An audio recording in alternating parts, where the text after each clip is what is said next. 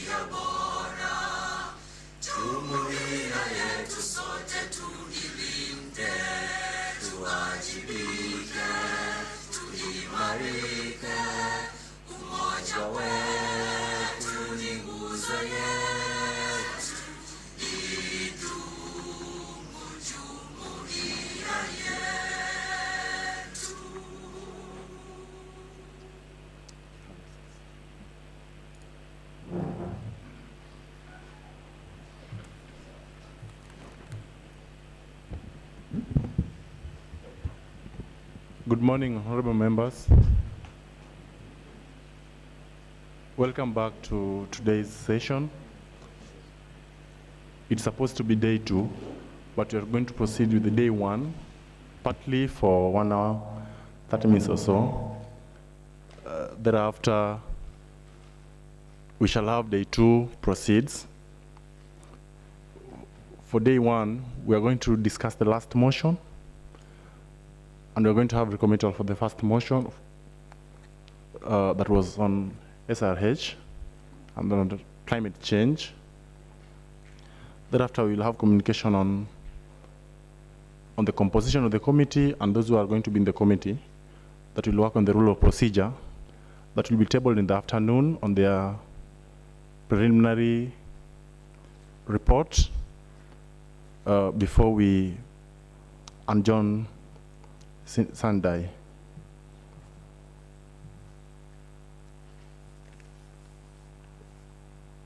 So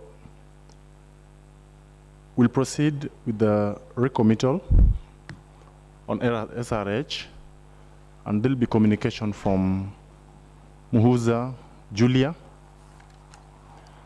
and we'll have a short debate on areas of adjustment. So, Honorable Julia, you can take the floor so that we can start As Julia is coming, I would urge members, because of time, we need to finish today early, and members that will be contributing will have strictly 2 minutes. And for the sake of today's business, I would expect each and every member to accord each and everyone respect when you are referring or responding to every member. We are not going to take calling people just by their names, like the other one, friend. It will force us, if you don't shape up, to expel you from the house for the rest of the day. So we accord each other respect, and we accept each and every opinion, because it's individual opinion of members. Kindly, Julia.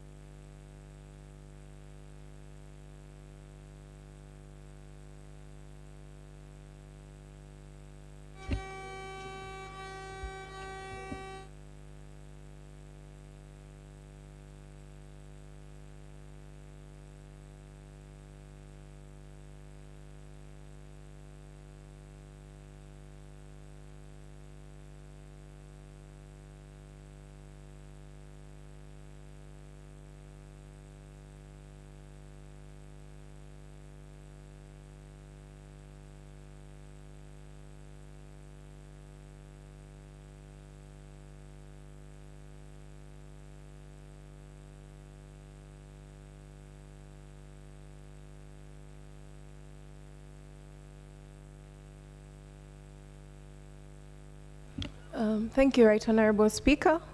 Good morning, Honorables.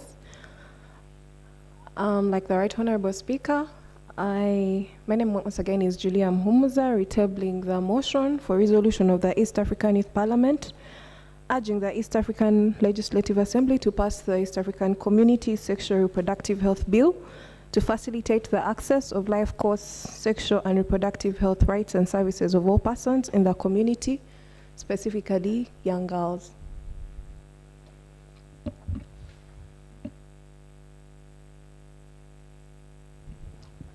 Were there areas, do you accept areas to be rediscussed?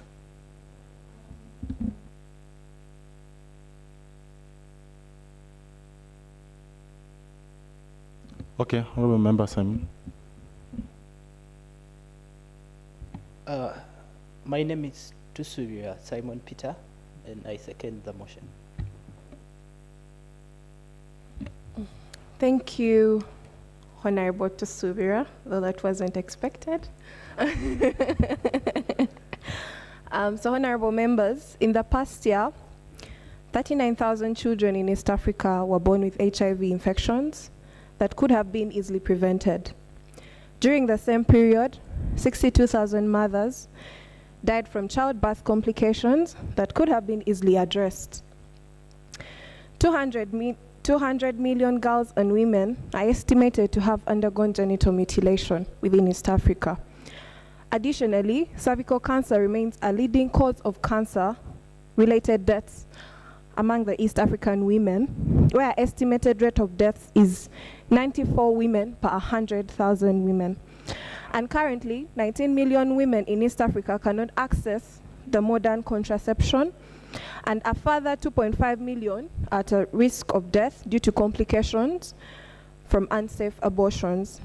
Moreover, the so-called shadow pandemic of violence against women and girls has worsened all across the East African countries during the COVID-19 pandemic, putting the future of millions of women and children in jeopardy. Giving us this background is just showing us the status quo of what is happening in the region regarding to all issues concerned with this bill. And yesterday, like I identified, this bill is on very many areas, and you will allow me to go through the key, what made the 6 areas that this bill seeks to improve as per related to the background I have given us. One, we are looking at dignified menstruation. Clause 13 of this bill emphasizes putting in place menstrual health spaces. We all know that most of the young girls do not access school when they have their menstruation. One, due to lack of these facilities, and two, because the sanitary towels are not easily accessible and affordable. This bill will enable every young girl to have access to free sanitary towels and thus keep them in school, and also provide health facilities that can keep the sanitation of just not only their menstruation, but also provide for menstrual health education to deal away with the stereotypes around menstruation. Two, the credible information. We all know that Clause 19 of this bill pushes for have every young person, every elderly, every person, regardless of age, their sex and status, to have access to safe, effective, and credible information on sexual and reproductive health. This means that we shall be dealing away with the myths, stereotypes, and wrong information that is distributed on media and different places, and thus have every person access credible information and services that will put them in position to make good decisions about their body, and also prevent from very many different reproductive related illnesses. Thirdly, it also recognizes the rights of the differently abled youth or young people. These are also known as the people with disabilities. We know that Clause 15 demands that every health facility should put in place services and equipment to make people with special needs have access. We all know that, yes, we are talking about sexual and reproductive health, but these young people with disabilities or the elderly with disabilities need some kind of facilitation and specific equipment to deal with their issues, and also to communicate with them, as raised by one of the honorable members in the House yesterday. Fourthly, continuation of education. Clause 12 of this bill emphasizes that an adolescent girl who becomes pregnant before completing her education shall be given the opportunity with appropriate facilities within a reasonable period after delivery to continue with her education. We know that COVID has left very many young girls off school and not even with a future, or a hope of returning to school. But this bill will not only provide facilities, but also make it possible for these young women or these young teen mothers to have a hope of returning to school and completing their education in case they are victims of teenage pregnancies. The second last, outlaw harmful practices. Like we mentioned earlier, this bill also seeks to address, especially in Clause 22, it seeks to address and put an end to the forceful and coercion, barbaric or the extreme harmful practices within our cultures, like female genital mutilation, child marriages, forced marriages, among others. And then my last reason to push for this bill is end of online abuse. With everything we've said, with access to credible information and everything, this bill specifically shows that it seeks to protect all of us, one, from sexual exploitation on all platforms, but also putting in place the online platforms. We know how very many young people have been victims to cyberbullying from the angle of sexual exploitation, but having this bill means that leakage of nudes and everything will be protected within the law, and thus protecting very many young women. Therefore, honorable members, one, thank you so much for giving me another chance to justify this bill. I beg to submit, and looking forward for more additions to make this successful advocacy. Thank you. Thank you, Honorable Julia. Honorable Ward. Much obliged, Mr. Speaker. Before Honorable Julia takes her seat, when a recommittal happens, Mr. Speaker, it's basically an addition or subtraction in the motion. So I would like to find out from her whether we've had a subtraction or any addition in the motion, because that's the essence of a recommittal. It's an addition because from yesterday's submission, we all agree that the bill was focused on one aspect, yet the bill is extensive and comprehensive, giving a chance to also explore the other areas of the bill. I beg to submit. Honorable Julia, are there those areas, or we have somebody else to come and bring those areas that we need to discuss? those areas are being added. Okay. In form of benefits, I've been identifying several clauses that seek to address different things like menstrual health, credible information, keeping young girls in school, and so on and so forth. So I'm just trying to broaden the perspective of what the bill actually seeks to address or put in place.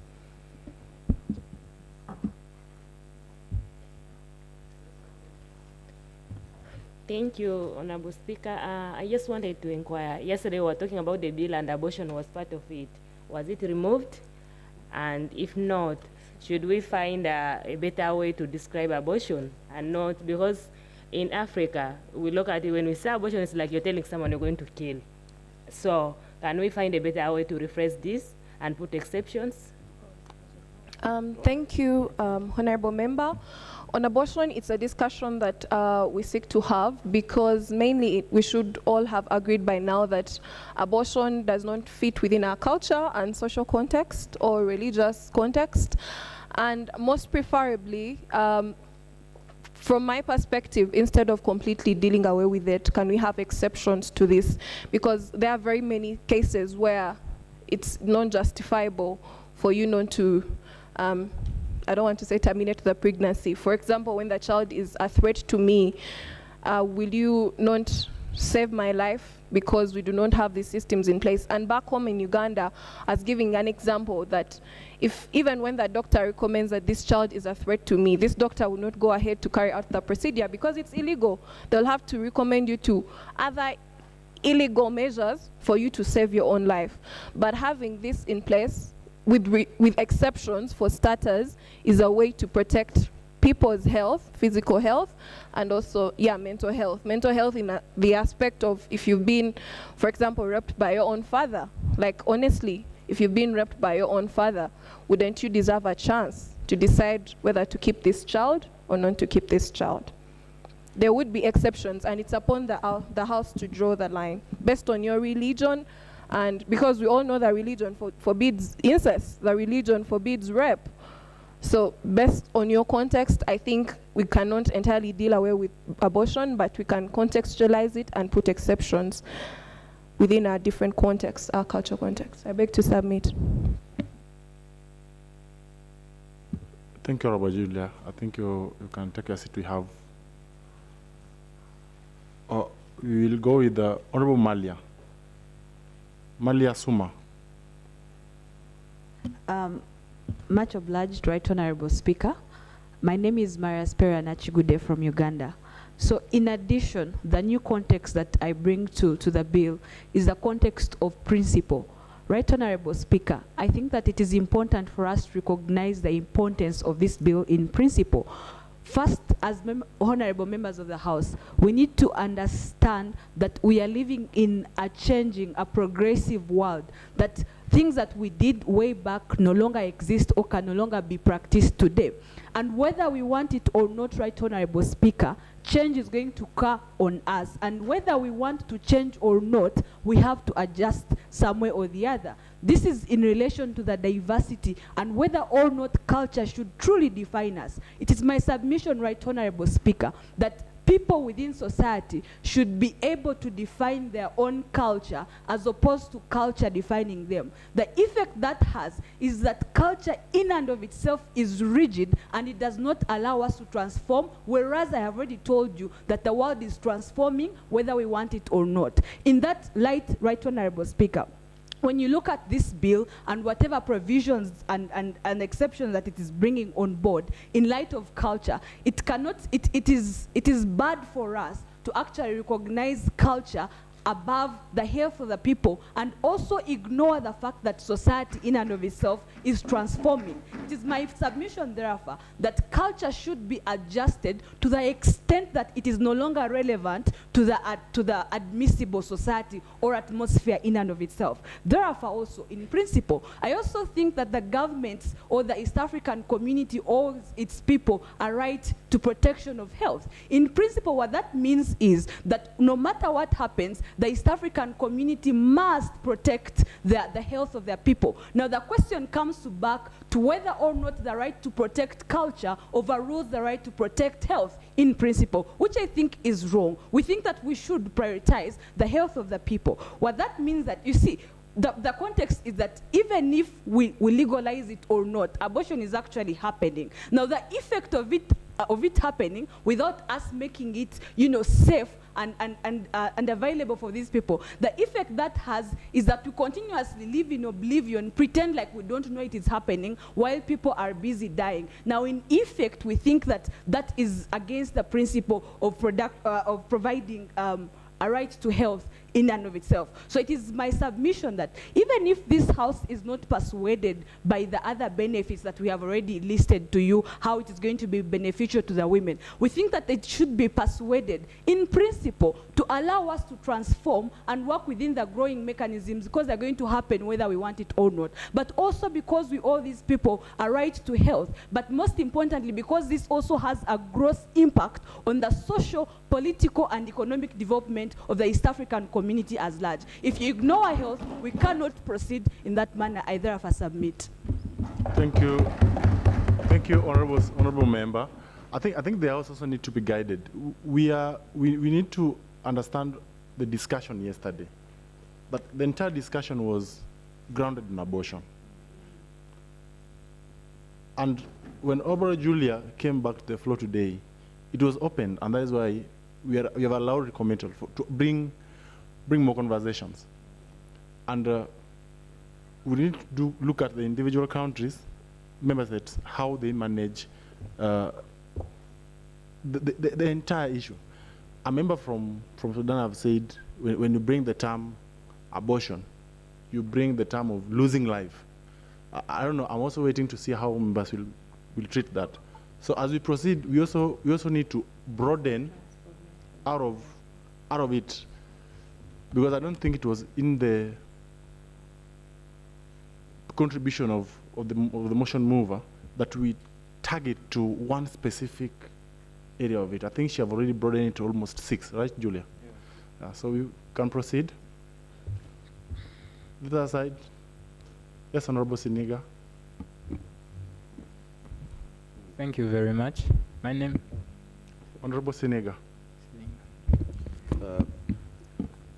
Honorable Speaker, your fellow honorable members of Parliament, my contribution upon the amendments of Honorable Julia's bill is that when we are trying to prioritize the sexual reproductive health, yes, yesterday we've seen that it was contextualized on the point of only abortion. And we've seen how colleagues, honorables, have contributed to some extent of what we can use in terms to expand the knowledge on why SRH is important and why we as East Africans need this bill to pass in order to protect our citizens. One thing I would like to stress on also, Honorable spoke about the point of culture versus the political rights that we are trying to, the conflicting scenes between politics and culture. For a case in Tanzania, SRH, we think SRH is important to us because why? As part of our culture, some of the hindering effects of traditional harmful practices have been the female genital mutilation, which is highly impacting and affecting young girls in rural Tanzania. So I think with a bill like this, it is important to safeguard the lives of young people, the lives of young boys and girls. Why? Because if you look at the context of things, are we all here members of parliament representing, are we here to look at our political gain, or are we here to protect the East Africans that we serve?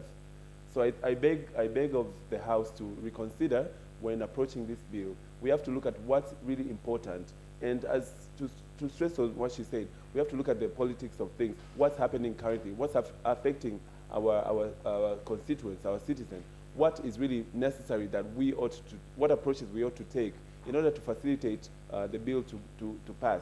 I highly support the bill, but also I think there's more inclusion that's needed when we're approaching this bill. Thank you. Honorable Sumar from Tanzania. Thank you for the opportunity. I would just like to express my support for the bill, and I would also like to ask the opposition, because I think yesterday when we were having the conversation, one thing that came up the most is culture. And I think a lot of us have gone into depth as to why culture is not just a reasonable justification, you know, to deprive young women and young girls of, you know, human rights, essentially. So yeah, I would like to ask, for anyone opposing, what are your other, you know, reasons to oppose this bill besides culture? And I think also it wouldn't be fair to all the other points that we're doing. And as we're transforming into a more digital world, we don't have laws to protect women online. And bills like this are not only, you know, doing things like abortion, which is what we want to focus on, but even safeguarding women digitally and physically. So yeah, thank you. Thank you. Yes, honorable member. Thank you very much. My name is Giovanni Seremba, honorable from Uganda. So I wanted to supplement on her point. I think when she was giving that point yesterday, she talked about something not disregarding culture. That is something that people didn't really get. She was like, we don't need to really highlight the whole culture thing, but we can something like aborting it, but we keep it in our regards. For example, you can give up on eating lunch, but you have an apple as your lunch. So you've given up on lunch, but at least you've had something to keep you going. So at least that's what I really got when she made her point yesterday. So I think we're misunderstanding the whole context. Hope I'm right, Honorable Speaker. Thank you. Honorable Elijah Tipango. Thank you, Honorable Speaker, for the opportunity. Honorable members, if there is something that we should give more attention is the implementation of this bill. Remember, the lives of the future generation depends on how we shall amend this bill. And remember, if we want to pass this bill, it will not only affect the current community or the current generation, but will even affect the future of our children tomorrow. You see, I come from a community where female genital mutilation is being done anyhowly. But I thank the Kenyan government because when the enaction of the bill was approved in the parliament, I'm telling you right now in Kenya, female genital mutilation is not done. You see, because the moment we practice the female genital mutilation, remember there are some diseases have been transmitted through that, and the issue is we are focusing on the negative side of abortion without focusing on the positive side. Honorable members, remember, at one way or another, we might find ourselves in a scenario like that, and the only option you should do is abortion. Can you wear the shoes where you are in such a scenario? Maybe you are raped and you became pregnant and you don't want to carry that child, and the doctor advises that the CS will not be taken. The only option is abortion. What will you do? So I think the ultimate issue here is we better focus on something significant that will protect the lives of our girls. You see, right now I'm fighting for the future of my girl. Tomorrow I'll have a girl, and my girl needs to be, she needs rights. She needs to be defended. And the only thing that will defend her is how we shall approve this bill today. So I submit that we should approve this bill for the betterment on the lives of the female girl. Thank you.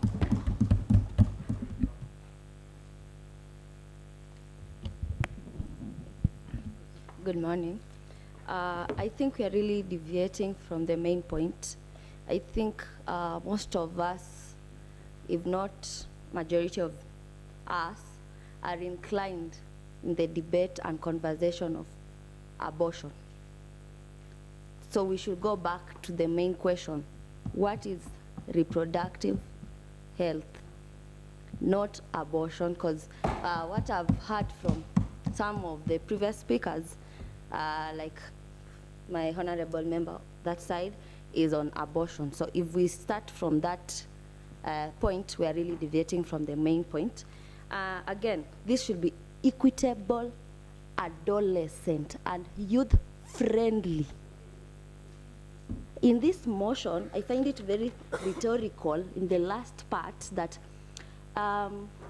sexual reproductive health bill to facilitate the access of life course, sexual and reproductive health rights and services of all persons in the community, specifically young girls.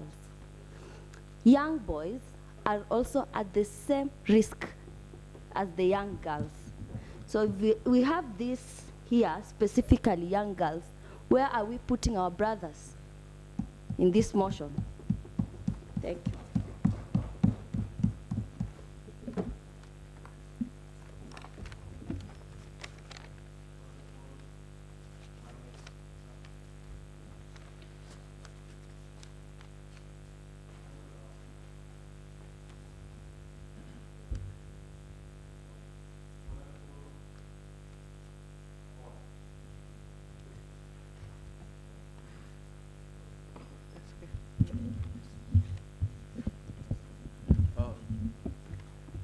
Mr. Speaker. Mr. Speaker, and again, in addition to, thank you. In addition to the submission by my colleague, Honorable Ikram, that we had an absurd and preposterous reductionism of this motion. That all the 5 facets oscillated around 1, termination of pregnancy, which is a disservice to the motion. But also, in light of the insight by Honorable Ikram, that inclination of the motion to young girls alone defeats the very purpose of this bill. Why? Because the nature of the bill actually looks at young boys as well, looks at persons living with disability, and so I believe that we need to expand the scope of that motion, firstly. But also, we need to also expand the discourse around that motion to move away from termination of pregnancy as probably the most contentious aspect, to look at all the other aspects about the bill. For instance, the question on sexuality education, right? Because we don't have a harmonized policy across the region on sexuality education, both to young girls and young boys. Mr. Speaker, also to menstrual health, right? And I made mention of that yesterday. Can we have a policy that East African countries can adopt to provide free sanitary towels to young girls, especially in the rural areas?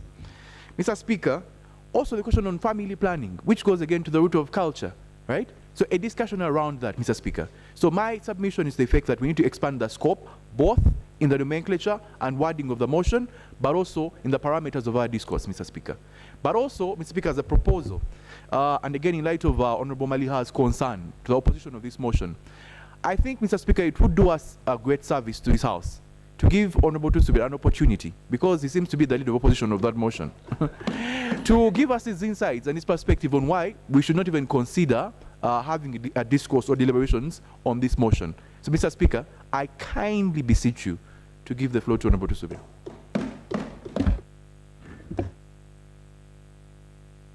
Sumra, do you accept word? Is who? Oh. You agree that there are areas you need to... I'll give you 2 minutes. Okay. Thank you, Mr. Speaker. This is a very good motion, and that is why I seconded it. Not that I fully agree to it, but because I feel we should discuss it. And that is my stand. I want to appreciate with utmost gratitude and to appreciate Honorable Mohomuza Julia for her hard work. She went back and expanded this. Now, this House should appreciate that, and we are all now going back to the issue of, it is called abortion, and then culture, you know, culture versus abortion. And there's a way we are trivializing the issue of culture. Culture shouldn't do this and this. Myself, let me first go away from culture because I appreciate this motion in other views. Unlike my sister, the Honorable, over there, I forget the name. I am very sorry. Honorable Ikram, yes. Unlike you, where you say we should also consider the boy child, I am a boy and I would love to be considered, but I come from, I think the people who come from Uganda should know the sub-region of Busoga. Now in Busoga, we have something that is really alarming. The girls there, it is one of the places, if you wanted to help young girls, teenage mothers, young girls who are facing the issue of teenage pregnancy, you should be looking at Busoga sub-region. Now these girls need to be empowered. This motion seeks to emphasize rights. Like there should be a right for them to go back to school, but then I think otherwise. I think we should emphasize young girls, yes, but then not telling them they have rights to go to school. I think that is already there. They are going to school, but what they are facing is the stigmatization. When she goes back, some people are like, "Hey, Golim, you are old and all that." What is that? You introduce a language that. Yes. You know it, I wanted to paraphrase it, or I wanted to quote the people that do it. In Uganda, they use Luganda. Goli mukulu, you are too old to be with us. For us, we are young. In fact, you are a mother. Why are you still with us? I think they know they have the right to go back to school, but the stigmatization they are facing back there at school is really the thing that should be, yes. And now, about culture, let me now go there as I finish. We shouldn't trivialize culture. Culture is the backbone of us as Africans. Now, I think if we trivialize it, we just don't understand what culture is. Now, I would love to inform you that culture is the way of life. Now, we have our own ways of life, and we would love to conserve these. We would love to stay with them. You know, it is such an interesting discourse that you should interest yourselves in. You should know that as Africans, because we have a certain culture, we are different from all other people, and we should be very proud of this. Now, our culture is there because of certain reasons. Yes, some of them are not too much explained by maybe our parents. And when we say culture, most of the times people tend to think about what used to happen back then. Now, the definition of culture is way of life. How we are living now is our way of life, and it is our culture. Now, we are saying that right now, killing a baby is not good. And we are reading abortion as killing a baby. But I want to appreciate Honorable Muhumuza for coming here to explain it, that it should come back to us. Yes, we are reading it as killing a baby, but there are certain instances where it is needed. So we should discuss it as a house to put limits that, okay, yes, it is killing a baby, but if it is also killing the mother not to abort somewhere, we should compromise and allow it. But the fact that there should be a limit,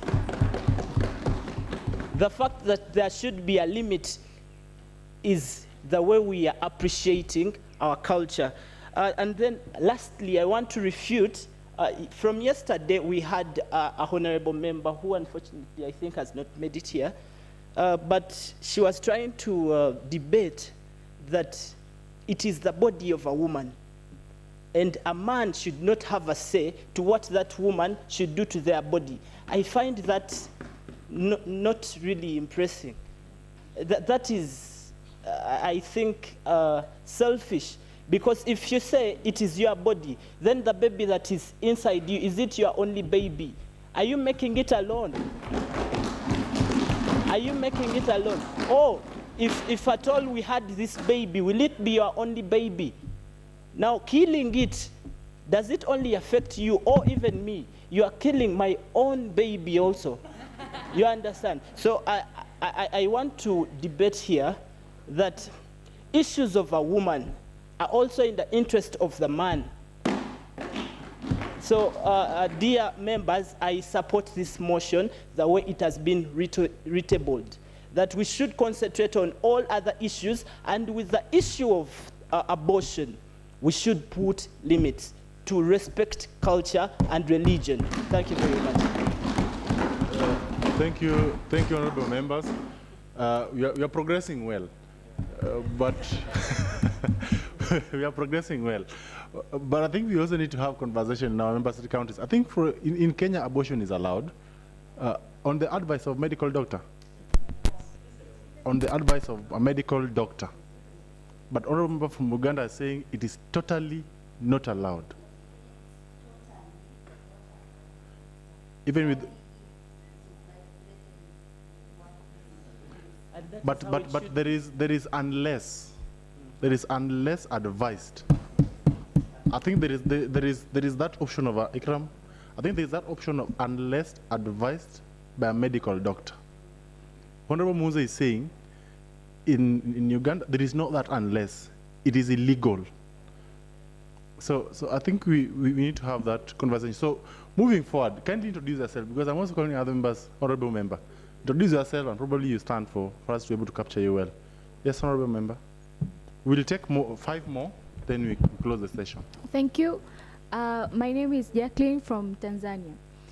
I find that matter a little bit emotional because I think that girl did not even wish to get the baby, you know? She was being raped, example. Did that man take a step and discuss with the lady either to get the baby or not? So what is the matter if I don't want to keep the baby, example? Because I find it hard to be a single mother, example. If I was a single mother, or if even you decided to be a father, but I don't want to keep the baby for that time, is that illegal? Should I keep the baby? Should I be a single mother, or should I accept the motherhood while I'm in the progress of a young lady? I don't want to be that mother yet. Thank you. Thank you very much, honorable member. I thank you you started with the fact that it is this motion is too emotional, the submission is, but I want to also say that you are submitting in an emotional way. Is it the only instance where people want to abort? What about instances where we had sex and then you were pregnant and then you want to abort? What we are saying, if we are to legalize abortion, there should be limits. There should be a limit to which somebody is accepted to abort. Not every other kind. Now, when we give the only example as only being, what if she was raped? What if it will kill her? Now, that we are trying to use extreme examples to legalize very trivial matters and matters that will also affect the men, because we need ancestors. Not ancestors, we need people who will... You'll excuse me there. Thank you. We need people that will succeed us. Thank you. Information. I'm sorry, information, Honorable Speaker and fellow honorables of the House, a point of information. In reference to Honorable Malika's comment, Honorable Owa's comment, and Honorable Ikram's comment, I believe I'm correct. I would like to request your House to see if there's a possibility to rephrase this motion. Yes, so as we omit the clause where it tells us specifically young girls, and we just leave it as an overall motion, but we omit specifically young girls. I beg to submit. Guidance. Point of information. Yeah, Mr. Speaker, my name is Ochan Emmanuel for record purposes. Before we move ahead to eliminate the word young girls in the motion, maybe we can hear from the mover of this motion why there are specific inclinations to that effect, so that we can have a justification for doing so. We cannot just go ahead and remove it, and yet the person who moved this motion can actually have some explanation to that effect. My observation. Thank you. Yeah, thank you. I don't know if it's okay if I stay here. It's okay, but it's sound. Thank you for this. I was actually putting up my hand to give the justification of that specific part, because even before I moved the motion, I had interest in it. So you realize that the bill does not target everyone, yes? Sorry, does not only target young girls, but everyone else. Like I mentioned, it seeks to leave no one behind, the men, the elderly, like literally everyone, and the young girls. But from the background I have given you, the urgency of this bill is actually centered around the young girls. The background I have given you about the teenage pregnancies, about even the people with disabilities, usually the effect is much more visible on the side of young girls. So this does not mean that we are leaving or neglecting everyone that the bill seeks to consider, but it's just showing us the necessity of this bill, because the immediate effect, the impact, the background, the status quo, everything happening around us is alarmingly affecting young girls as opposed to everyone else. And yet, considering and appreciating that the bill, once passed, will actually put everyone in position to access all these services and the benefits of the bill.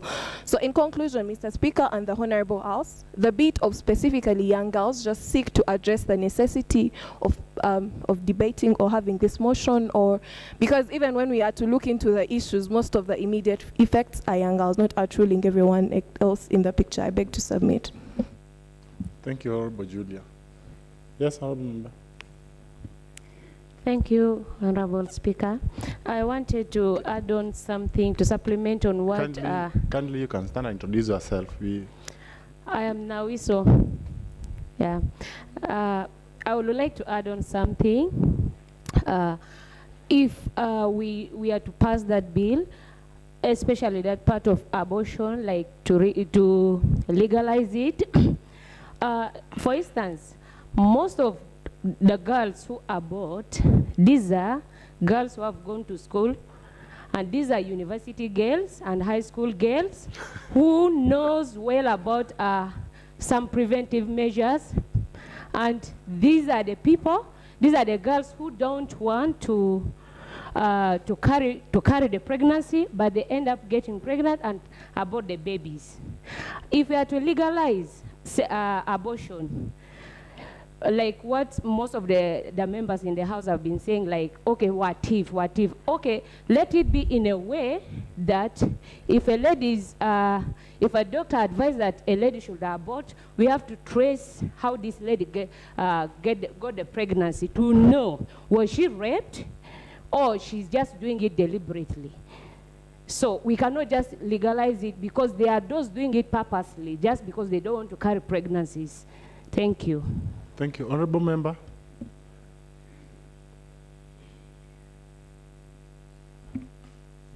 Honorable Speaker, first of all, I'm sorry that I had to shift from there to here so that you can see me.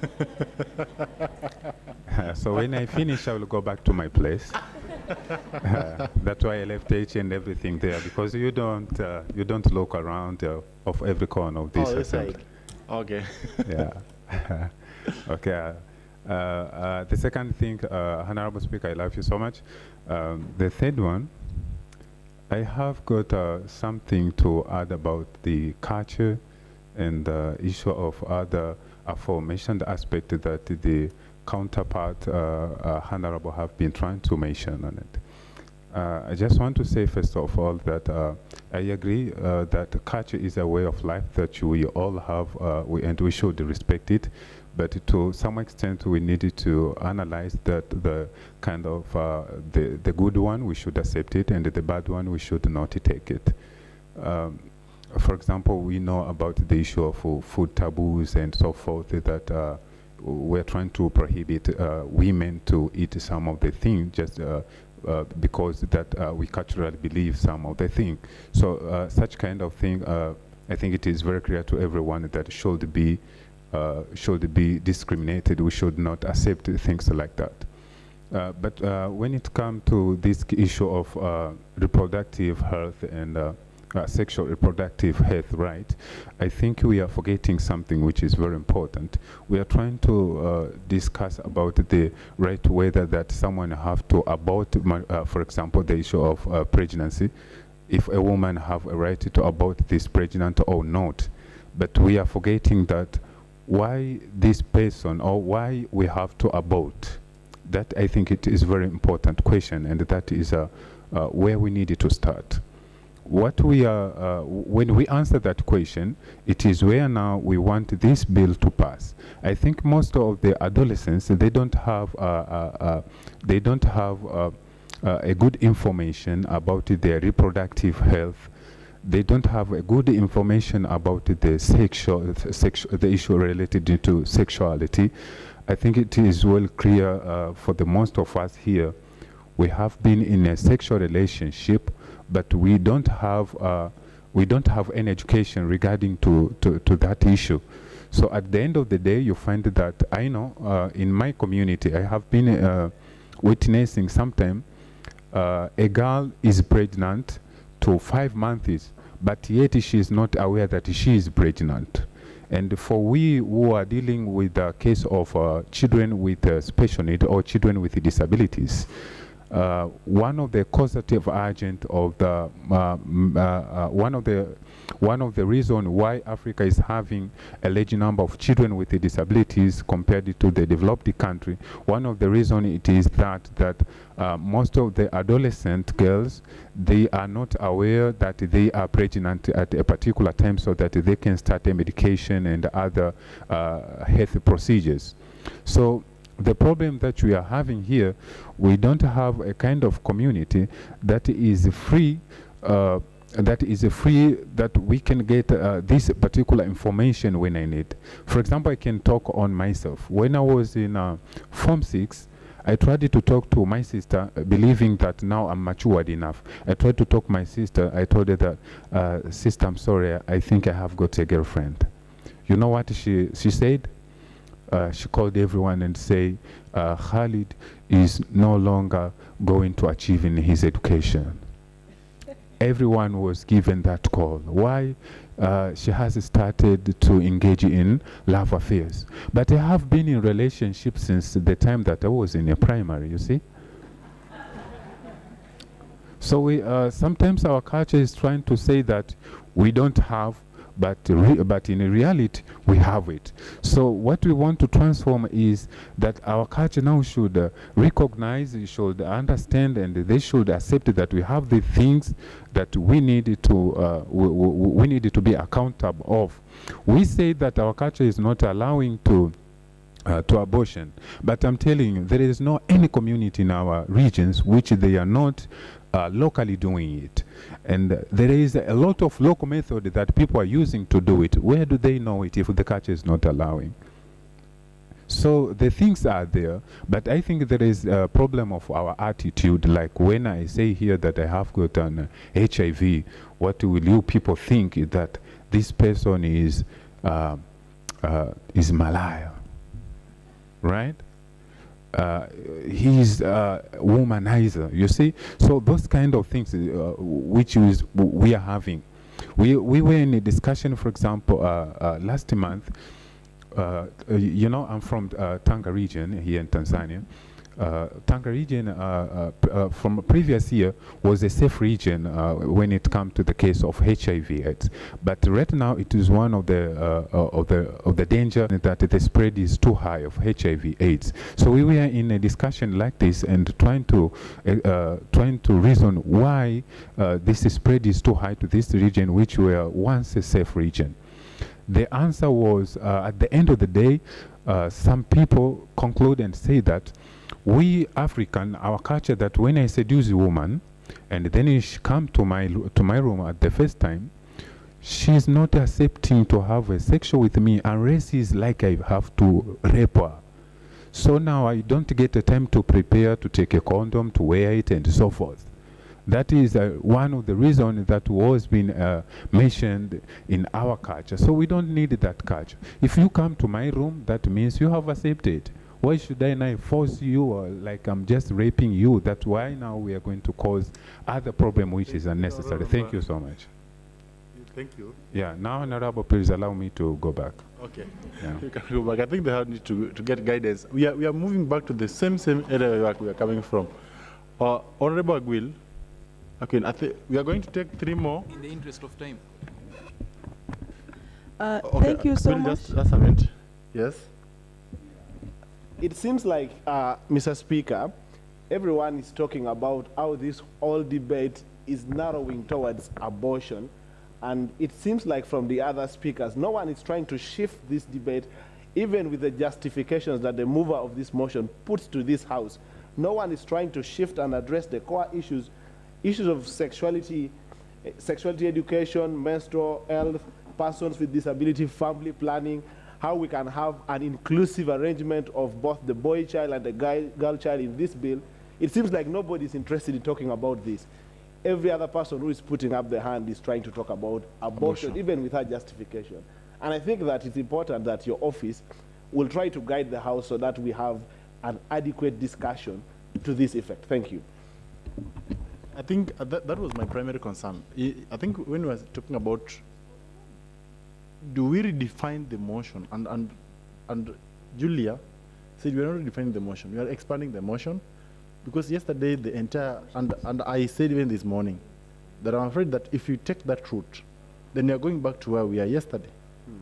And honorable members keep on response and counter-response using different words in one area. And I think we need to get out of that. So we will take, from this point we will take 3. Honorable Aquil, honorable member at the back. Yes, and we'll take the last one from this side. Then we move, because also of the time factor. Then from that point, I think the House will be guided with Julia, and we'll get areas that we need to adjust, so that before we get the final report, we have all those areas, especially what you are talking about, honorable member, really captured in the final template. Yeah, thank you. Excuse me, sorry, Honorable. I just want to remind the Honorables, please remember to mention your name whenever you're presenting a point, and speak near to the mic so that we can hear you properly. And once you're done, please remember to switch off your mics. It's really important. Thank you. Just that. Thank you so much, Honorable Speaker. I'm Aguil Tong from South Sudan. I just want to bring to our attention as honorable members here, there is another aspect that we didn't talk about it, which is religion.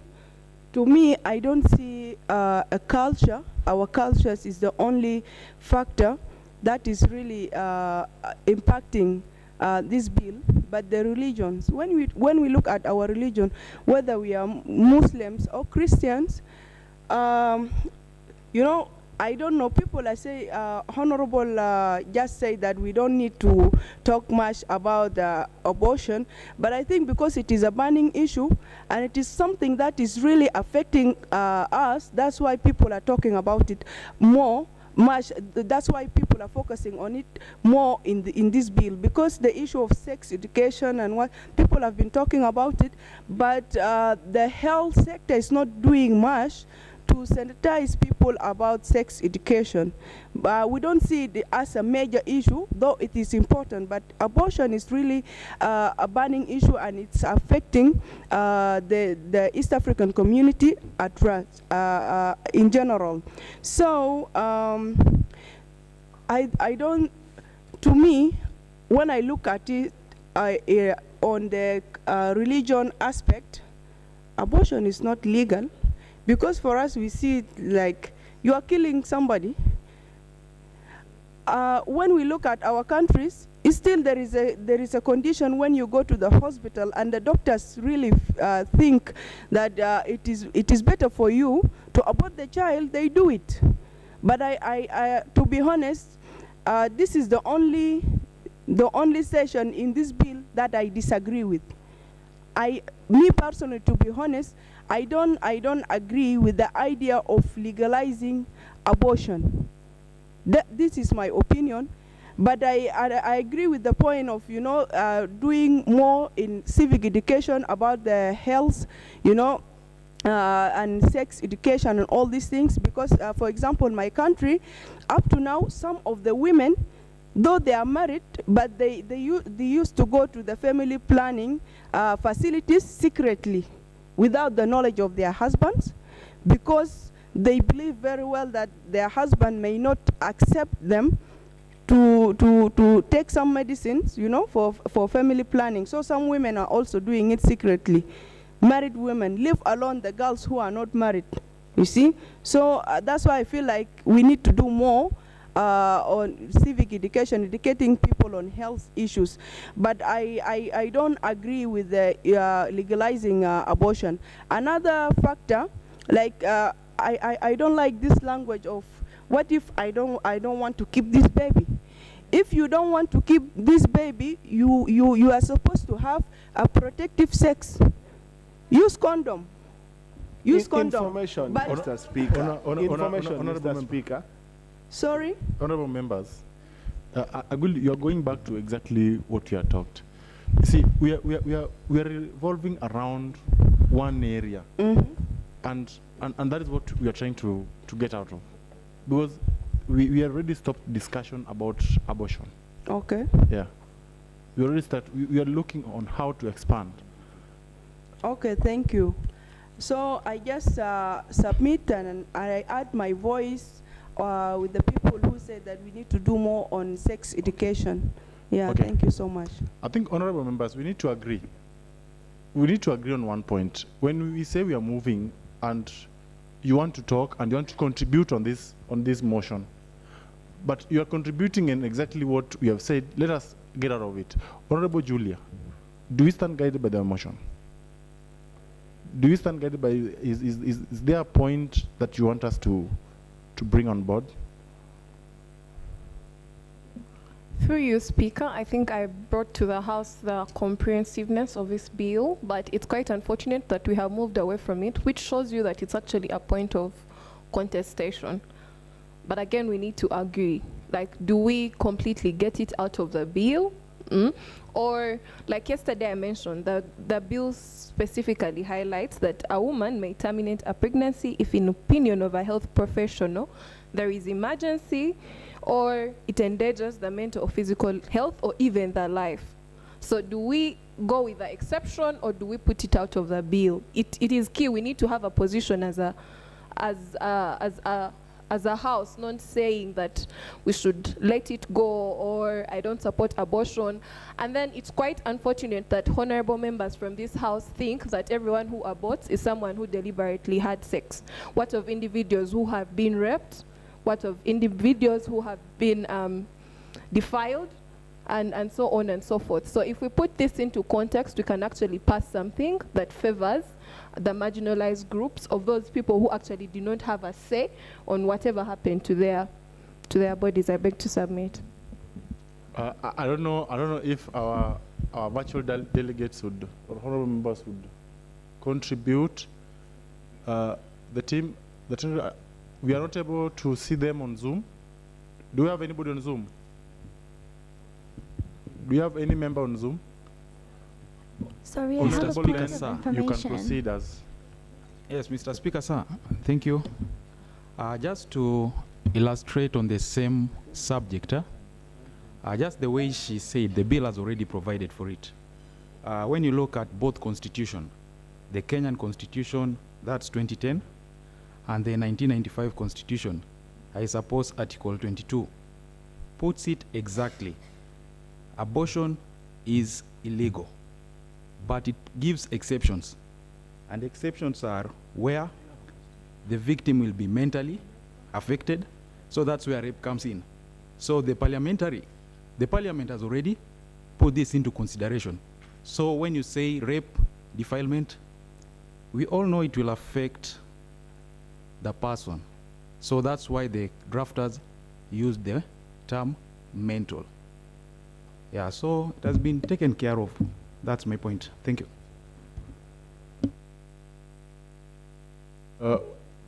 Are we able to get honorable members on Zoom?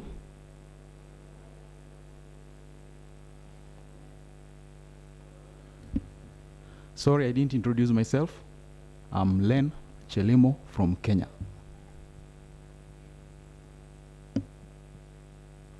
So I think we've had much deliberation on this motion, and I would want members, especially those who have not contributed but have pertinent points that need to be included, to work closely with Julia before this evening, so that we can have all the points captured. And Julia, I think you remain open to members who will come over, so that we are able to proceed. We've spent more than an hour on this motion. So before I will proceed for voting, I want to give an opportunity to members online, but we are not able to see them on the screen. Would you kindly display the Zoom on the screen?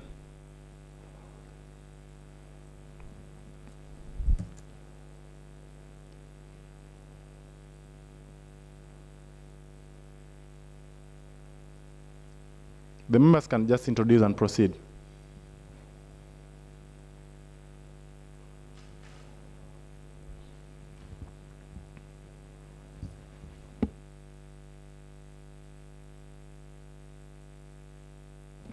Yeah, so as they are sorting out, we are sorting out to get members online. I think it is now important for us to proceed. We'll put the question to include areas that have been added to the motion, and the ones that we are intending to delete, so that we are able to proceed to the second motion. But I would like to make communication that Julia to work closely with those members, so that we have those points that are being contested outlined.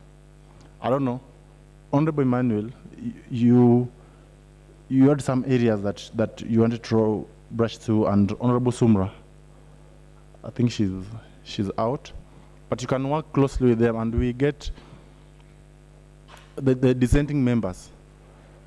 Honorable Aguil, I think you also work closely with Julia, and we have all those points captured. So the motion was already passed yesterday, so we'll proceed to the third motion.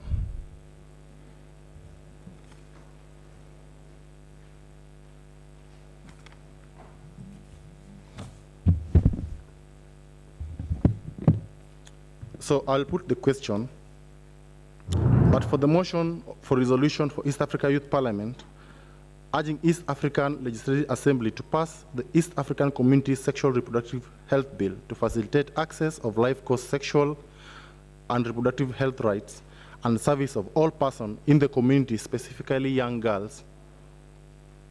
As many as of the opinion say aye. We are moving to vote on addition of what we have. So members, you are moving for voting. Yeah. Are we ready for voting?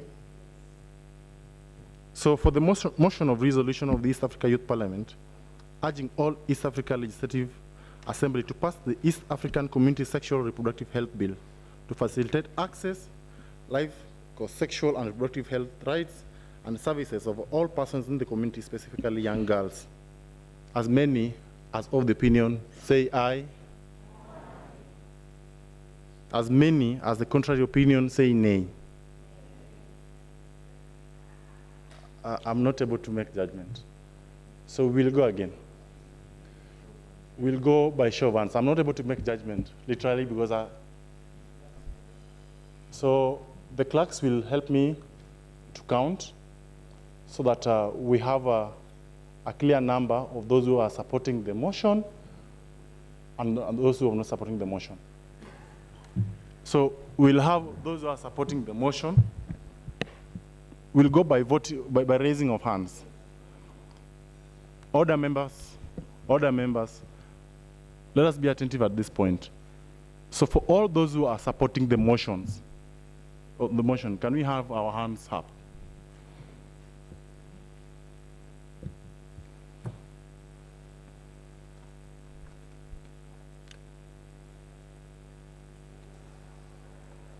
Let's have our hands up.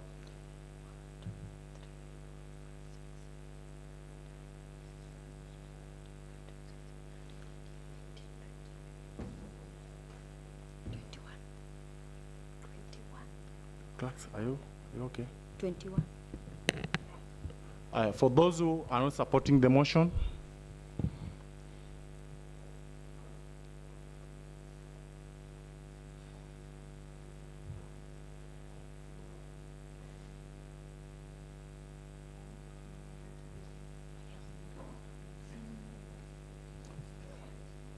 those who are not interested to vote in the motion, Abstaining. those who are not interested to vote in the motion, those who abstain from voting,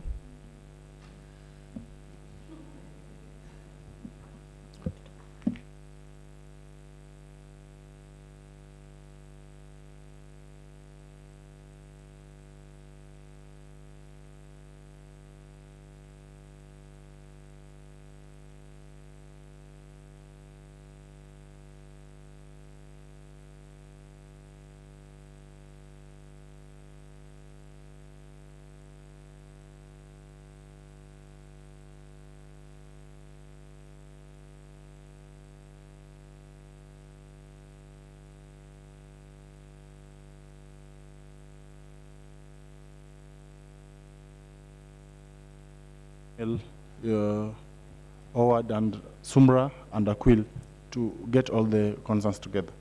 So we'll move to the second motion, the last motion of yesterday, but we'll strictly go by time. And I'll invite Honorable Len to move the motion.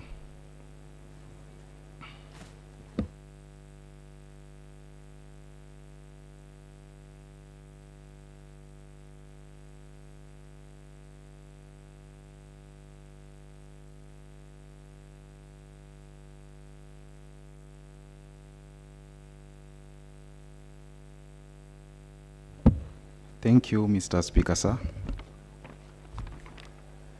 For the record, I'm Len Chelimo from Kenya. And the motion today is a motion for a resolution of the East African Youth Parliament urging the government to prioritize measures for adoption to and mitigation of the effects of climate change in East Africa partner state countries.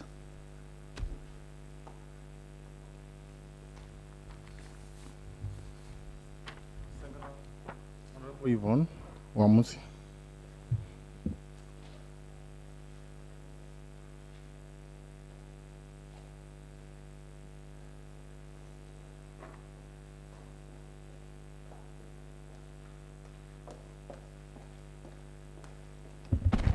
Mr. Speaker, sir, and the honorable members in the House, I second the motion. Your name? Oh, sorry. My name is Yvonne from Kenya, and I'm here to second the motion.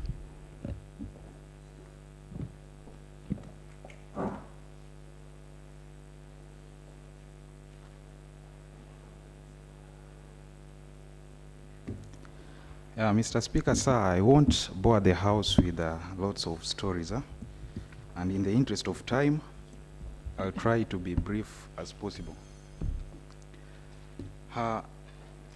This is the most discussed topic today, not only in the world, but even in Hollywood.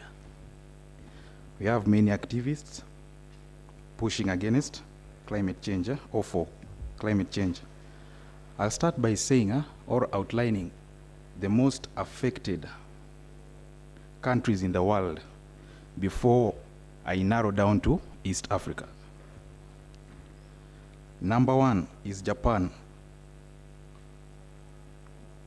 Japan Climate Risk Index is 5.5. Point of order or? Okay, you can take your seat. Yes. Through you, Right Honorable Speaker, I know that we're trying to protect time and all that, but we believe that we are trying to nurture future delegates. I think that it is not in order for a speaker to address an honorable house like this while they are pocketing, and I think it is bad decorum, and in very good faith I advise my Right Honorable brother to do the right thing. Thank you. Thank you for noticing, and I apologize for that. Okay, I'll proceed. I said Japan Climate Risk Index is 5.5. We have Philippines, which come in number 2. Climate Risk Index is 11.17. Then we have Germany, climate risk at 13.83. Then we go to Madagascar, climate risk at index at 15.83. Then we have India, climate risk index at 18.9. Sri Lanka comes in next. Then lastly, we have Kenya. And that's where our interest is narrowing down at 19.67.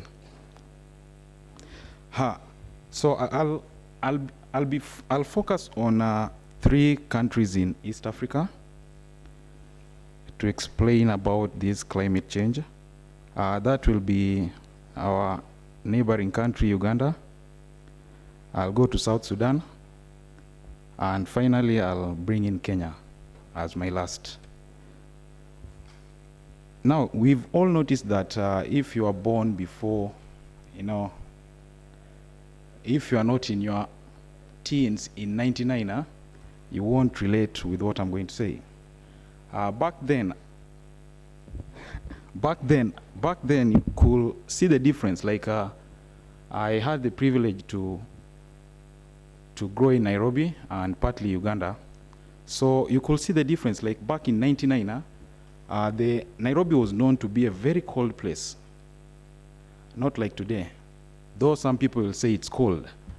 The main reason for the change is this climate change, the topic for today. Cities are getting hotter, drier due to this same climate change. This is putting many on a weird position. Weird position, I mean, like I even experienced it here last evening in Arusha. You see, it was hotter while raining. You see, those are some effects of climate change. Okay, now let me go straight to South Sudan. Now in South Sudan, it's a new republic, and I'm sure we've all interacted with them. They're good people. But I'll stick in their country, like the northern part of South Sudan, especially the Unity State. It has become an island right now. I've never had the privilege to be there, but I've read in books. It's now an island surrounded by flood water.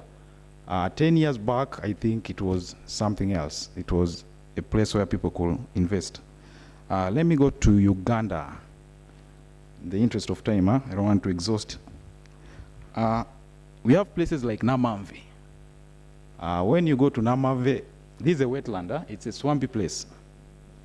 Yeah, in Uganda. Yeah, we have Namamve. Namamve, 20 years back, while still a toddler, this was just a wet area, a swampy place. But today you find a lot of industries have been directed to that specific location. We still have places like Kansanga. Kansanga is a wetland back in Uganda, but today it's a residential, like everyone is constructing there. We also have the legendary slum, Katwe. I suppose now it's also not the Katwe we knew like 10, 15 years ago. Reason being climate change, and I'll come to that later. Okay, let's come now to Kenya. We have one of the best presidents who ever graced East African leadership, Mwalimu Julius Nyerere, said this 15, 20 years ago. Mwalimu Julius Nyerere had this to say: why go to New York to see skyscrapers and enjoy life? Go to Nairobi. That was early on, before, though Nairobi is still Nairobi, no wonder His Excellency Muhoozi is still admiring the place, but you but you can't compare the Nairobi that Mwalimu Nyerere saw by then and today's.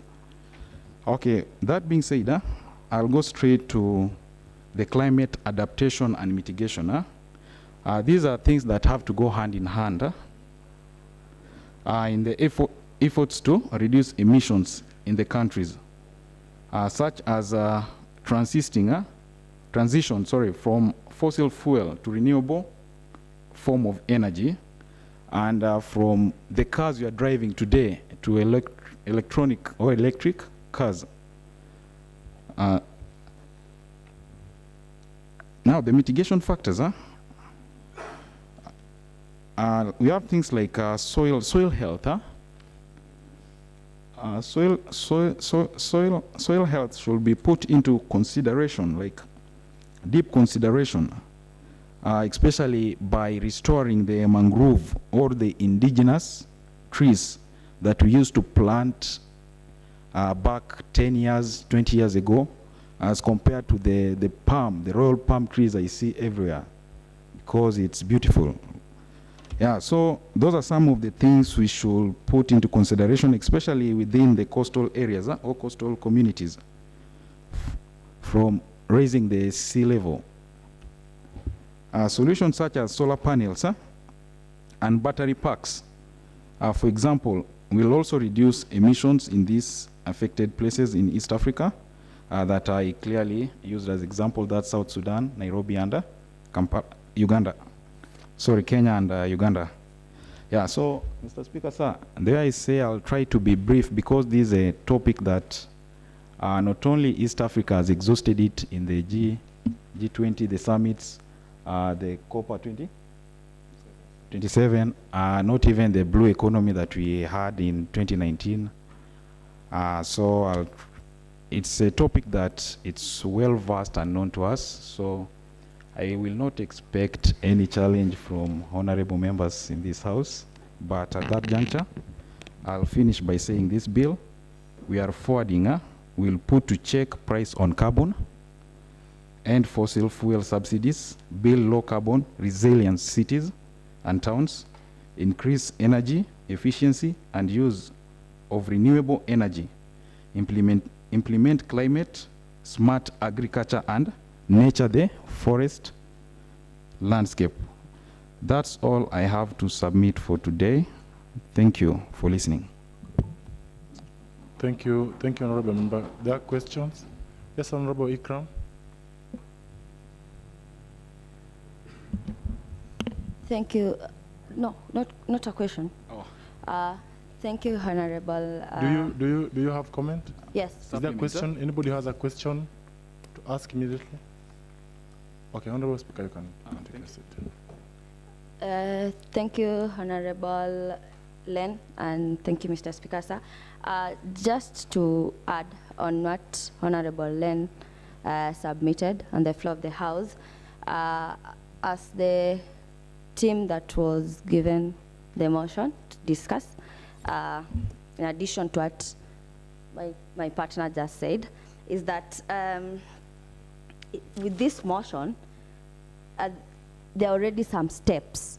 It is just as, like they say, motion for a resolution of this House, the East Africa Youth Parliament, urging the government to just prioritize measures for adaptation to and mitigation of the effect of the climate change in East Africa partner state countries.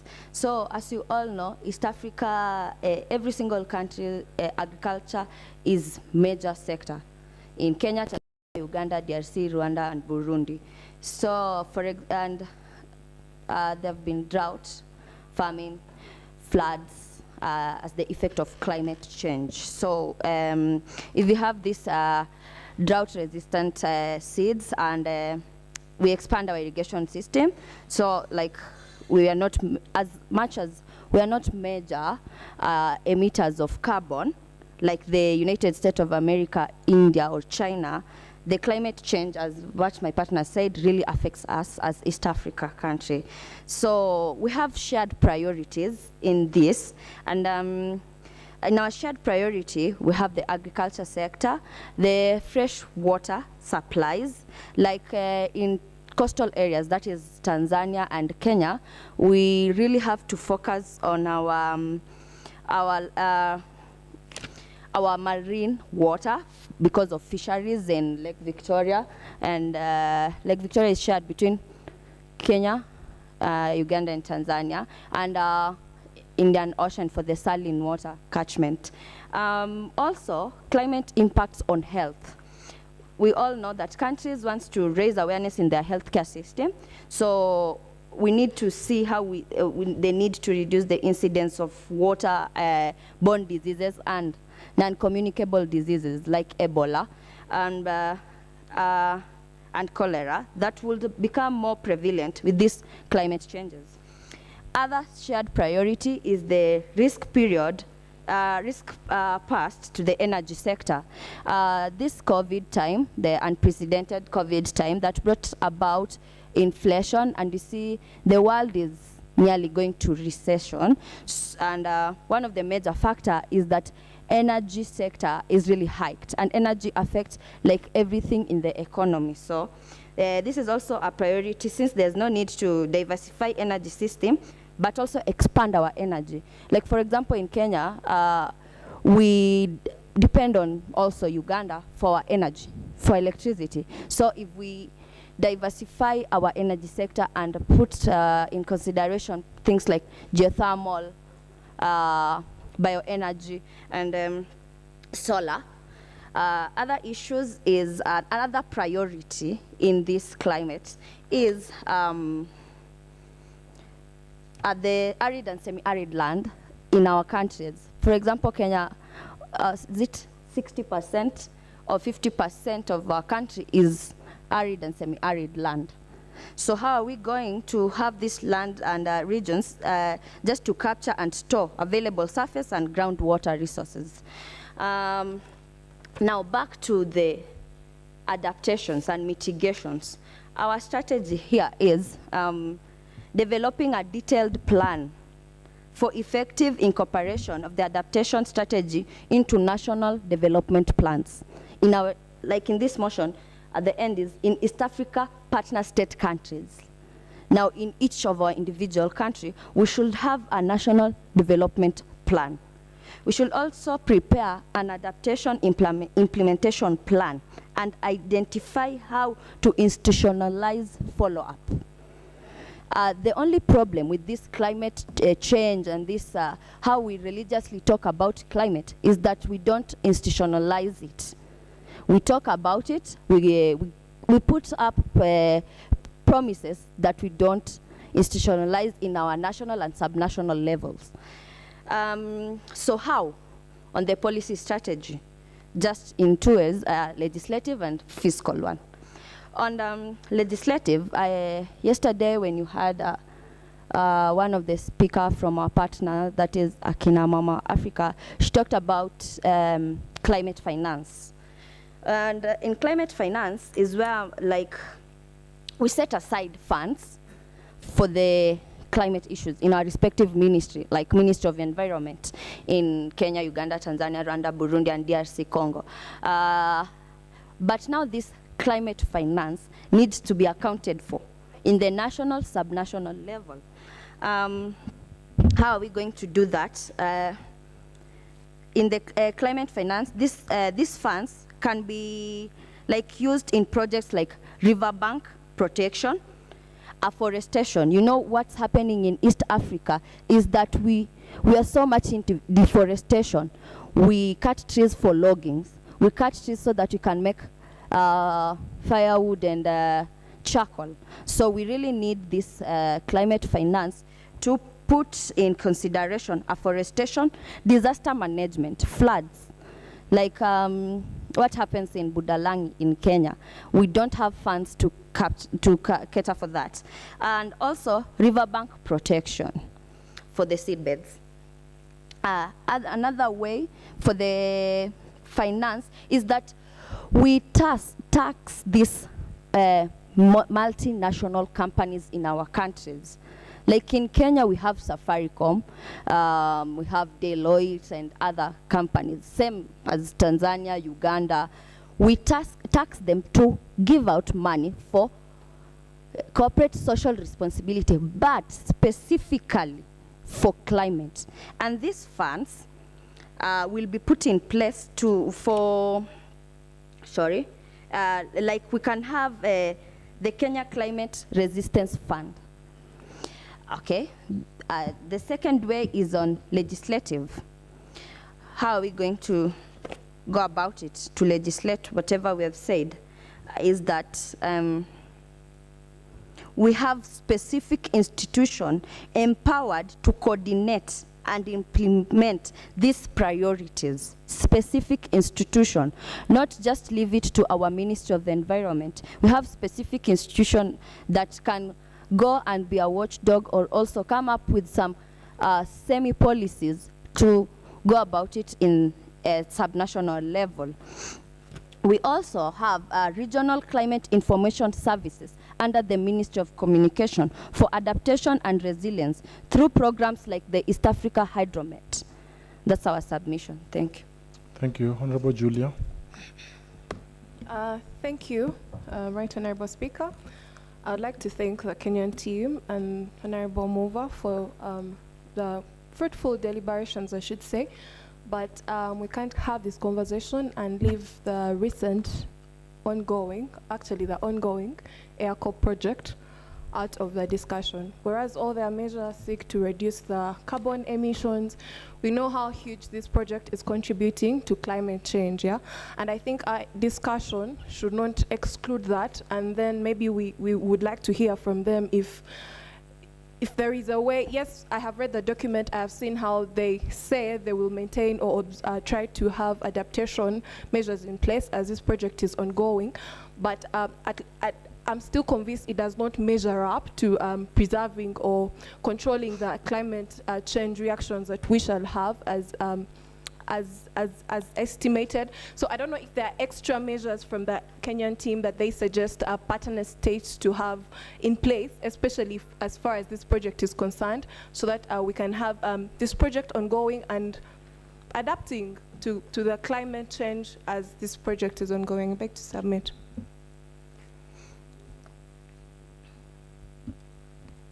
Thank you, Honorable Speaker. My name is Gertrude Clement. I would like to talk about climate change, especially here in Tanzania, because most of the examples are from Kenya, Uganda, and South Sudan.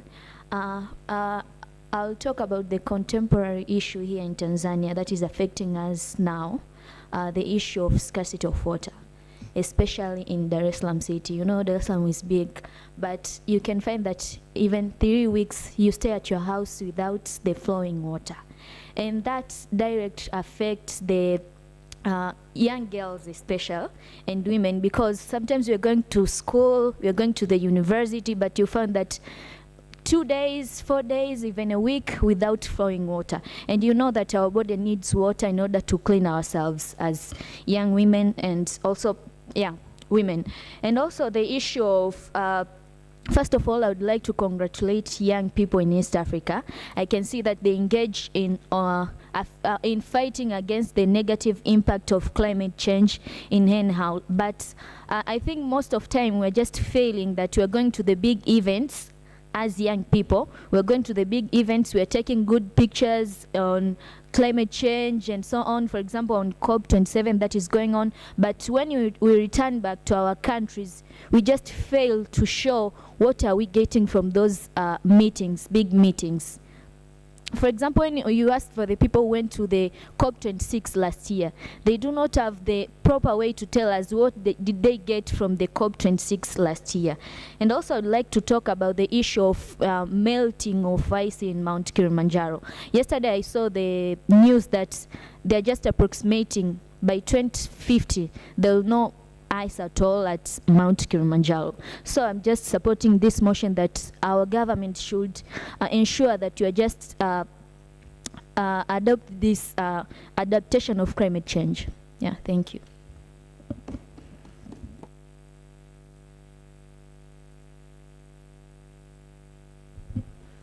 Thanks, Right Honourable Speaker. I'm Charity Gaba from Uganda. Honourable Speaker, she said it has already been adopted, but I think the problem is on implementation. And this calls for young people. What are we doing in this? Because ministries have these things in their, at their levels, in their departments. These things are in the NDPs. But then the implementation bit is the problem. Whereas in the end, this is going to affect our generation and the generations to come. Currently, the problem we have is going for boardroom meetings. We come here, we discuss about climate change, we all understand the concept, but reaching back, you act nothing, as if you don't know anything. You buy a smartphone, you read everything, but what you do is not respond. I urge honourable members that even when we're calling the member states or the governments, let's act and do something. In the end, it will be for our benefits and the benefits of the generations to come. Thank you. Honourable Garang.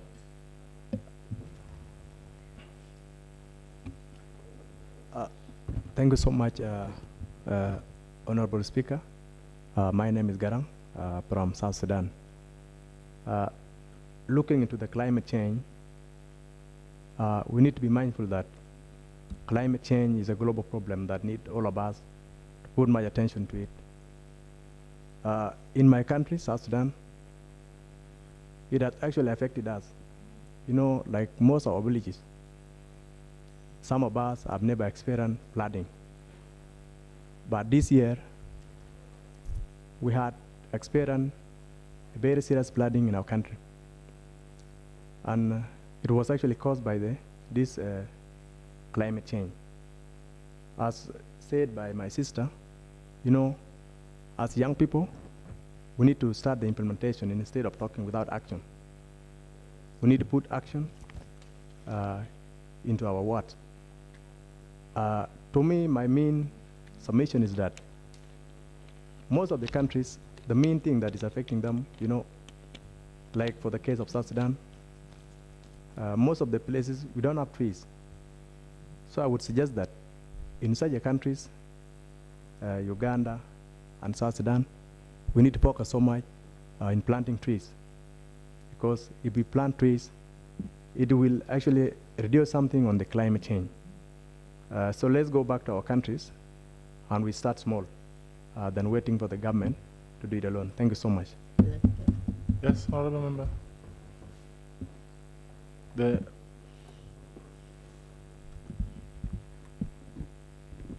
Okay, thank you. I'm Vivian from Tanzania. The first thing here, I think we have to start, the government should be independent. Why am I'm saying this?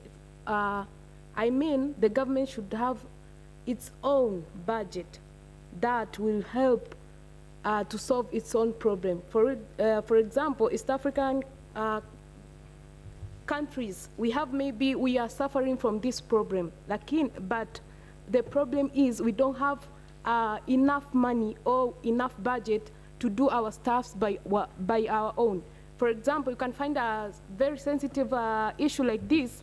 Maybe we are depending on grant or support from other countries. They're not suffering as we are doing, and then they don't know exactly the problem that we are getting. So all the government should have their own source of income, that they should be independent, that we want to do this, so we have our money and we don't depend on anyone else.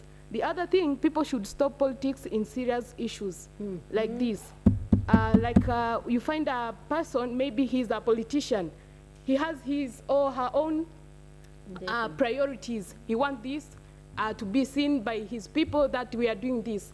But in real sense, those what he or she is doing is not the priority of the countries. People are suffering, people are dying, things are changing.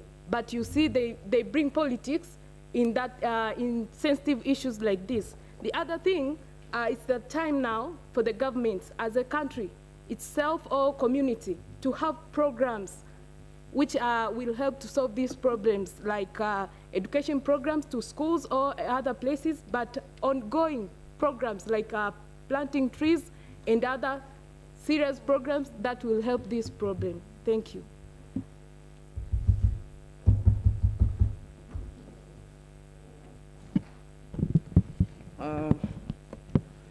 Honourable Speaker, for record purpose, I am Layo Daniel Arab Moy, Ugandan delegate.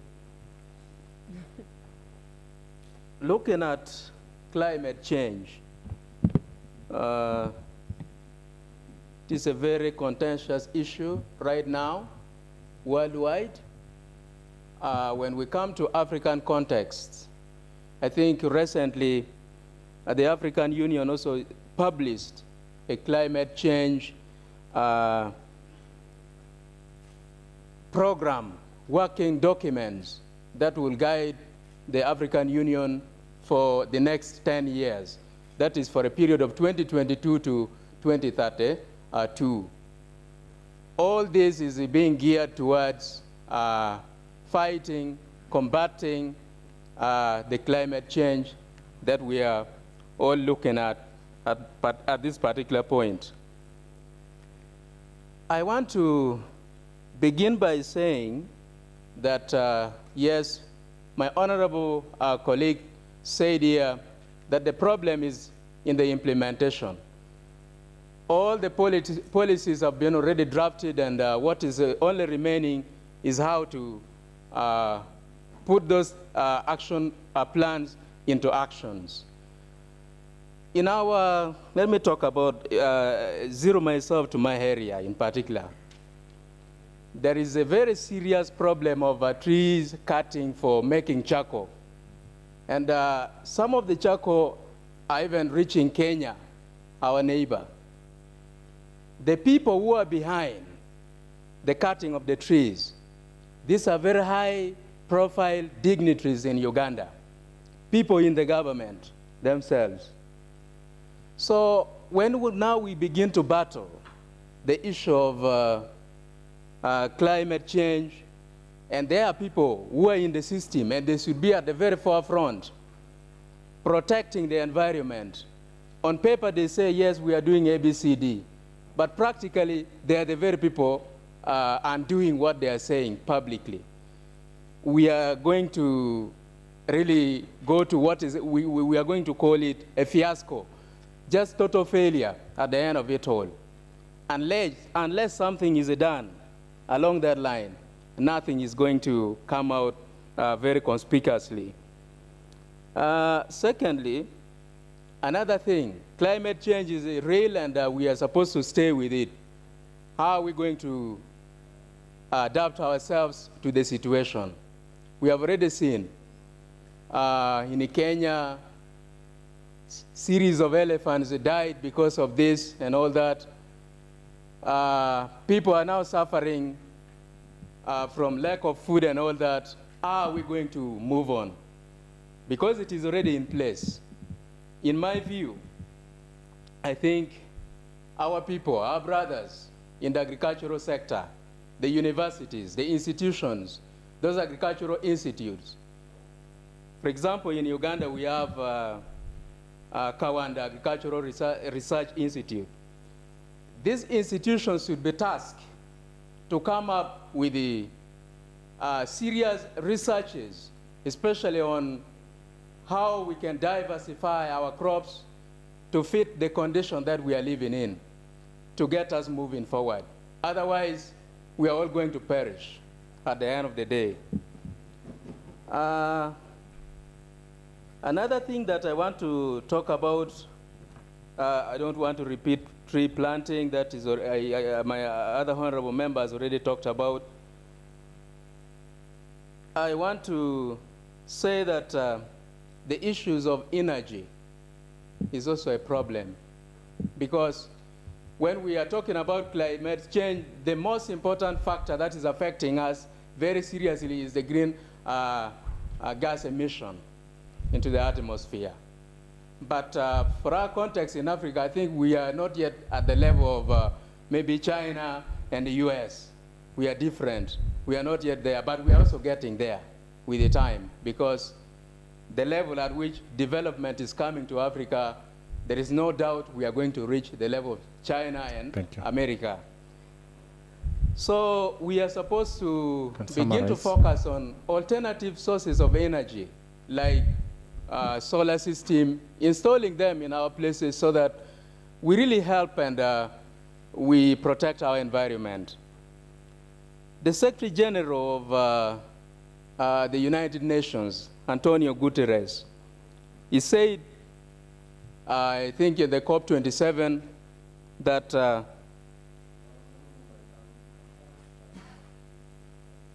without America and China coming in to fight and to agree to fight climate change, all of us, we are not going to manage it. It will be a failure. And he knows the reason why it should be, because those are the two biggest economies in the world. So we either have to cooperate or we perish. Thank you. I beg to submit. Thank you, Honorable. We are going to take a maximum of 4. We get the response. So I will take 2 from my left. This other side, I will take Howard and Sumra. This other side, I will take Yvonne. And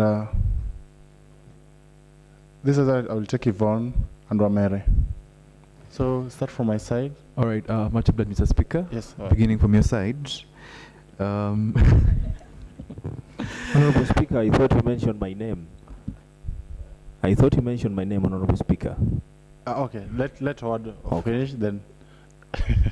I said Howard though, but we will give you time after we're done.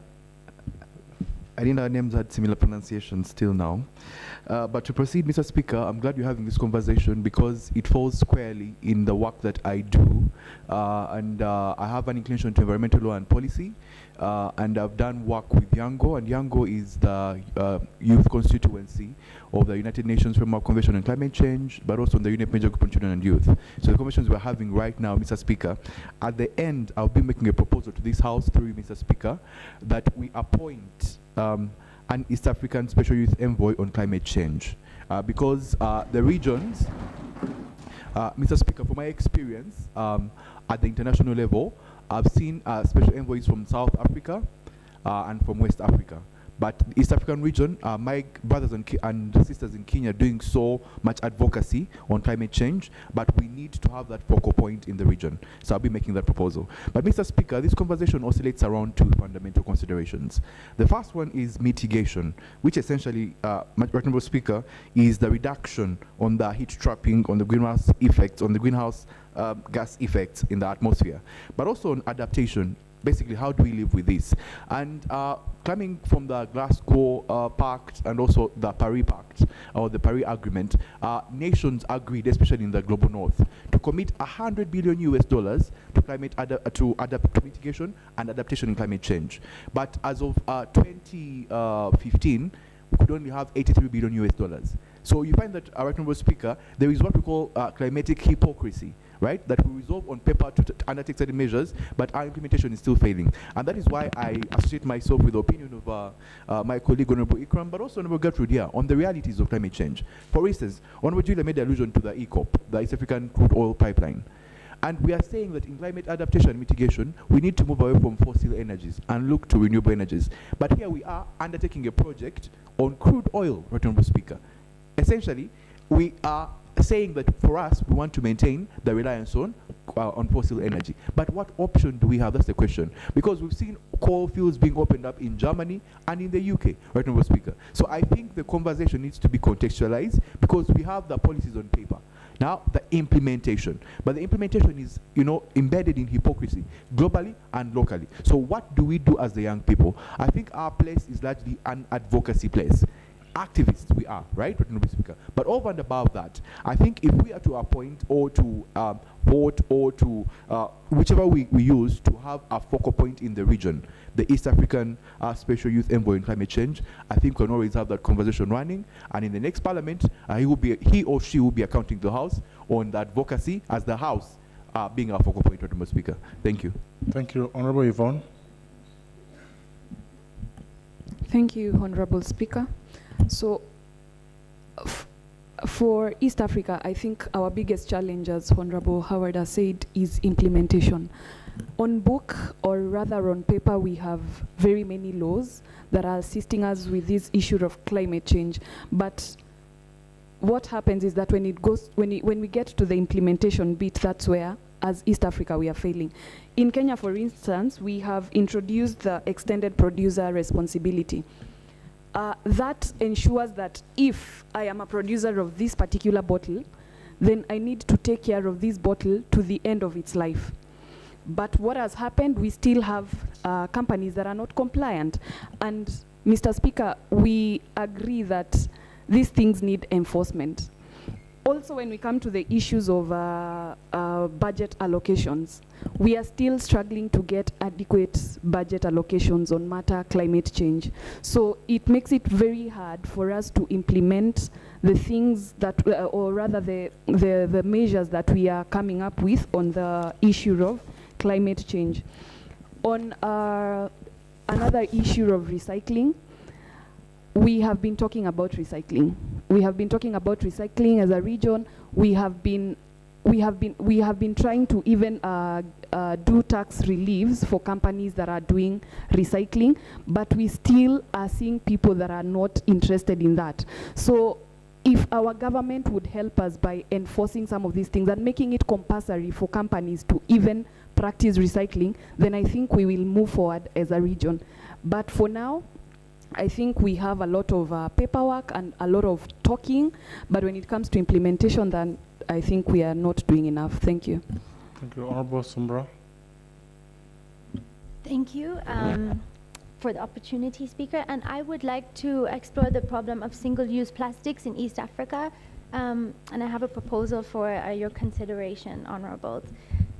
So first, I would just like to I say this as we all have a single-use plastic bottle in front of us, and just ask yourself, where is it going to go after this? And we've used them every day. And I would just like to share some research from Lake Victoria. By the way, my name is Maliha, I'm from Tanzania, and I work with an organization called the Flip Floppy. A recent research from Lake Victoria, which is a lake that is shared between Kenya, Uganda, and Tanzania, revealed that 1 in 5 Nile perch of the lake has ingested microplastics. And secondly, there was 100% presence of microplastics in the lake from surface level to deep water. And plastic doesn't only kill off biodiversity and affect, habitats, but it also releases greenhouse gases, and it even has an effect on human health. Like recently, they found microplastics in breast milk. So my point is that I would like to bring to the floor to add to the bill that we need legislation across East Africa to harmonize our laws regarding single-use plastics. Because, for example, in Tanzania, Kenya, and Uganda, plastic bags are banned. But as we all know, in Uganda, the ban is not as much implemented. And because we share borders, we share lakes, our plastic flows, between borders. And if we want to tackle this problem, then we need legislation, because that will not only hold people accountable, but it will even harmonize our approach to single-use plastic. In addition to this, the organization I work with, together with the African Legal Network, is developing a bill that has already been taken to the Permanent Secretary of YALA, and the bill proposes a ban to a certain unnecessary single-use plastic products across East Africa, like straws and microbeads. So I really would kindly urge the House to please take into consideration to add advocating and pushing for climate legislation in East Africa. And in addition, we have a petition that has already reached 15,000 signatures asking for this climate legislation. So thank you so much, and yeah, over to you. Thank you for the opportunity. My name is Getungo Amere from Kenya. I will just buttress what most of us have said today. I think as a region, it's a challenge. As a region, we should be deliberate and intentional in adopting concepts like green and circular economy. If you look at our region at this particular moment, Africa is urbanizing. And as we get urbanized, there is demand, and a very high demand for energy. And on the flip side of this, most of our people in the region are using charcoal as fuel. You look at Kenya, over 60% of people depend on charcoal. Go to Uganda, over 70, go to Rwanda, 80%. So we need to change this and become intentional. We have these sources of energy that we can exploit, like wind, solar. Sometimes I get surprised. If you go to countries like Europe where they see sun and get happy, they have exploited solar and wind more than any other continent in the world. This is something that we can do. As a challenge, I would challenge we as East Africans to adopt policies, and our parliaments, for instance, can be deliberate, for instance, in lowering the tax of solar importation to encourage people to use solar. We can also be deliberate on implementing policies such as having wind energy in our countries. Kenya, we have tried it in like, for instance, in Ngong and Turkana, but that is still just very small, a very tiny effort that can be encouraged. The other thing is on waste management, and the Honorable Lady from Tanzania has mentioned it. There are countries in East Africa that have banned the use of plastic bags, but there are some states that are not complementing efforts by other states. For instance, in Kenya, we have banned the use of plastic bags, but traders still smuggle plastics from Uganda. So I think we should be deliberate in complementing efforts by other states. The other thing is in terms of lobbying to lower emissions by industrialized countries. It is surprising, or it's unfortunate, that when Len was presenting there, Japan, which is a very industrialized country, has a very lower risk of climate than Kenya, which is not industrialized. So we as youth, we can also be, we can take effort. For instance, there is a campaign in Europe by a very young person who started it 15 years, Greta Thunberg. You can summarize. Okay, Friday for Future. So we can also take it upon ourselves to campaign and advocate for lowering of emissions. I submit.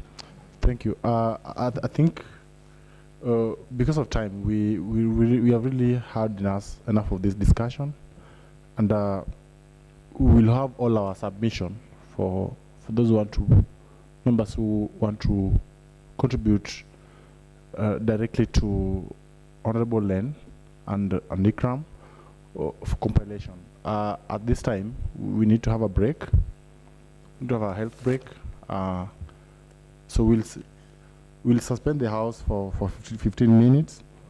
But before we suspend the House, I will ask Len to give us a response, a very short response, so that we can have a voting, so that we close this chapter once and for all, so that when we come back, we proceed to the next session. So we can have a comment from Len, or we can have comment from Ikram. Thank you, Mr. Speaker, sir. Majority of members are of the opinion that we look at the implementation stage and not the legislative part, because as we know, we already have those in our respective countries, as Honorable beautiful lady over there said. So what we are going to look at is how to implement it. But as young people, because this motion starts with motion for resolution of the East Africa Youth Parliament, which 100% of us are youths, is that we try and individualize this. We work on our communities, on our just even a small part village in your uni, in your university, like impact it in individuality really helps in this climate change. And we can talk about COP and how decorative their speeches have been, but it narrows down to what us as East Africa really needs. So whatever they decide over there, the big emitters, and surprisingly, India is a big emitter and decided not to attend COP. But Tanzania, Kenya, Uganda, and East Africa attended COP, and they were the one affected by India and China. So we can have implementations, like for example, I was of the idea that we start a green war. In Kenya, we have a lady called Anita Soina, who is also recognized at international level, and she's attending COP 27 alongside other UN young people. And she started Green War. She even wrote a book about Green War. And in her youthful age, that is, she's 25, she has planted trees across 40 counties in Kenya out of 47. So we can do it. If she can do it, you can also do it. Discussion on climate change in our university must be a priority because we are an agricultural country. So I'll finish by saying that if you have any addition to that on the implementation, you can forward it to us. Thank you. Thank you, Len. I think we will work together with the program and other members. I will post the question on this motion, but before I move, I want to say what we said yesterday. We have a committee that is going to work on rules of procedure. The clerk will read the names. Thereafter, we shall break the session. So I will put the motion on this. The question is that for the motion for the resolution of East Africa Youth Parliament, urging government to prioritize measures for adaptation to and mitigate of the effect of climate change in East Africa partner countries. That as many as of the opinion say aye, as many as of contrary opinion say nay. The ayes have it. Thank you. So the members that we will form the committee are one, Howard, represent Uganda, Honorable Paul Siniga, represent Tanzania. We'll have Agustin Deng, South Sudan, Yvonne Njagi, Kenya, Honorable Amina, Tanzania. We'll have one more slot from South Sudan. I've not. Sorry? Rwanda, Lois, is Lois. So we'll give them leave of house in the afternoon session so that they are able to develop a document that will guide the house in the subsequent houses that we'll be having. So at this point, I would like to suspend the house for 15 minutes. We go for health break. Then we shall convert back here at 11:50 for the second session. Thank you very much, and we can have a break.